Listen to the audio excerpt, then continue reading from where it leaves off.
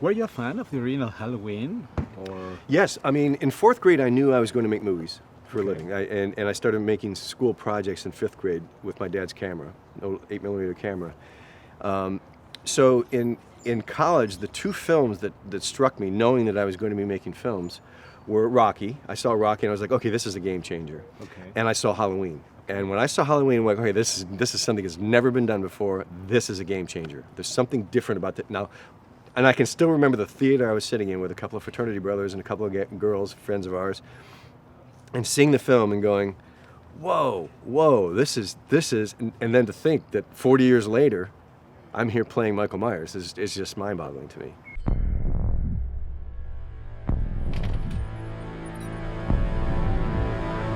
one gets the feeling that you like genre stuff, you know, you've done a lot of comedy. Yeah. But you've also done superhero movies and Yeah. dinosaur movies Yeah. and scary movies. Yeah. What do you find attractive personally on these kind of stories about horror, about fantasy?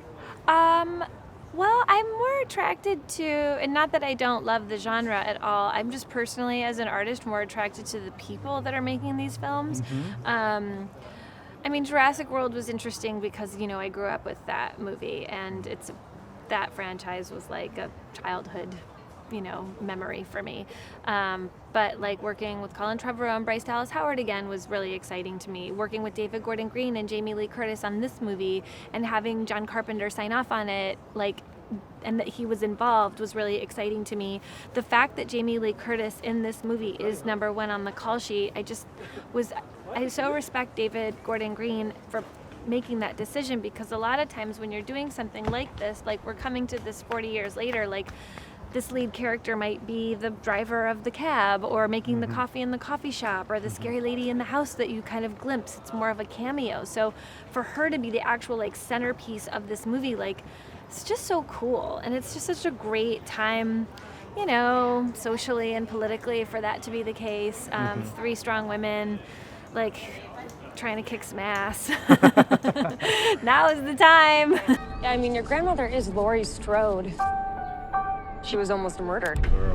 I mean, it's a hell of a legacy to be invited into and to be a part of.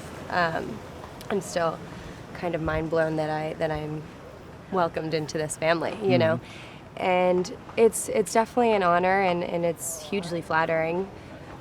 But you don't know if I'm the final girl. I mean, it's going to be a really interesting ride, and it's going to be something that we haven't seen because there are 3 women coming together and 3 different ages of women coming together. Babysitter murders, 40 years to this day. You already had the opportunity to work with with another great master of horror that was Wes Craven, Wes right? Craven, I know. I really, that movie again was a choice I made because it was Wes Craven directing. Like as a younger actress, you often get approached to do a lot of scary movies, and it's a great way to. Well, they're usually really fun and successful, but Wes Craven, like he's the master. At least I guess I could say John Carpenter's the master. I you know, the Scream movies, like Wes Craven, like the Nightmare on Elm Street movies, the movies are so good, and you get really sucked into these characters, and you care so much about them when they get killed. And I found that was the case with Wes. Like he really was interested in like creating interesting dynamic scenes, and he was really hands-on, and it was like really a bucket list. Honestly, being an actor and a stuntman, this is the easiest thing I do. This is the thing I do best, is bringing in the energy of a character and allowing it to dictate the way my body moves. I love being in my body. I love being a man. I love being violent in movies. It's fun, you know, and so this is something that I really enjoy. I will take a deep breath. I find the place. All of a sudden it changes my stature and the way I move my body. I do, you know, I go through the blocking, the cameras, hitting my marks, doing the fighting, doing the killing, whatever it is I need to do.